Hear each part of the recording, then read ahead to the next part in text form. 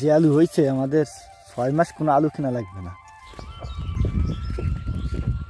তো বন্ধুরা, আমাদের পুকুরে যে সরিষা গাছ লাগিয়েছিলাম সেই সরিষা পেকে গেছে। আজকে একজনকে মানে কিষান নিচে তাকে দিয়ে বাবা সেই লোক সরিষা কাটতেছে। চলো তোমাদের দেখাই।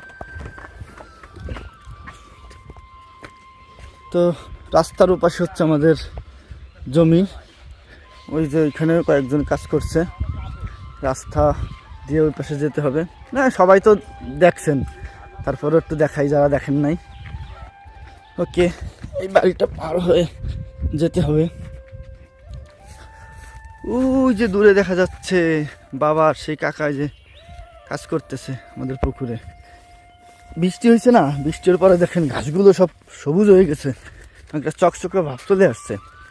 কারণ বৃষ্টির সাথে সাথেই ঘাস মানে সুন্দর হয়ে যায়। এখানে যে উস্ত গাছ, উস্ত চেনেন, ছোটো ছোটো, অনেকে এবার করলা বলে, করলার একটু বড়। এই যে দেখেন সব গাছে যে কেটে ফেলতেছে আমাদের, সব এই যে গাছ, এই যে সব সরিষা গাছ সব পেকে গেছে, সব এই যে কেটে কেটে রাখছে। একটু পরে এটা বেঁধে মাথায় নিয়ে চলে যাবে। দেখছেন কত সরিষা হয়েছে। এবার সরিষার তেল দিয়ে সব রান্না করব। মা বলছে যে সরিষার তেল খাবো। দেখুন চারপাশে সব সরিষা কাটতেছে। এই জায়গায় যে বন টন ভরা, ভাই সাপ কোপের ভয় করে। সরিষায় এক ডালা হয় নাই, দেখছো থাই থুয়ে হয়েছে। আজকে যাবার নিরাম দেয়া ফোন দেবানি দেই, একখান আনলে হয়ে যাবে না। কুমড়ো কম হয়েছে না এবারও। এই যে দুটা, এই জাতটা তো ভালো জাত সেই জানি কুমড়োর মধ্যে। কোন এই যে কালা কালা ভালো, এই যেটা বড়। কি এতে ঘাস হয়েছে বাবা, এত বড় ঘাস মরে কোনোদিন ধানের মধ্যে। শস্য এবার কেমন বুন হয়েছ, থাই থিয়া এর একটু চাকচাক একভাবে সব জায়গায় নাই।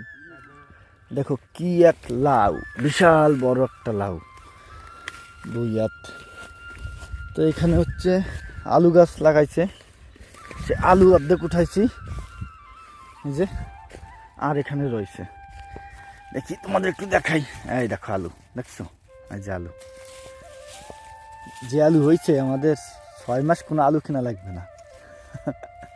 দেখেন কি পরিমাণ হয়েছে এখানে, সব খোসা দিলি আলু। এই পাশের মরিচ গাছে দেখো মরিচ হওয়া শুরু হয়েছে, এই যে ফুল, এই যে মরিচ দেখছো। এই যে বৃষ্টি পড়ছে না, এখন মরিচের পাওয়ার বাড়বে না। তো এই হচ্ছে আজকের দৃশ্য। গ্রাম তো বোঝেনি তো, গ্রামে যদি একটু মানে জমি থাকে নিজেদের, সেখানে যদি সব কিছু লাগানো যায় তাহলে কিনা লাগে না, খাওয়ার সব কিছু হয়ে যায়।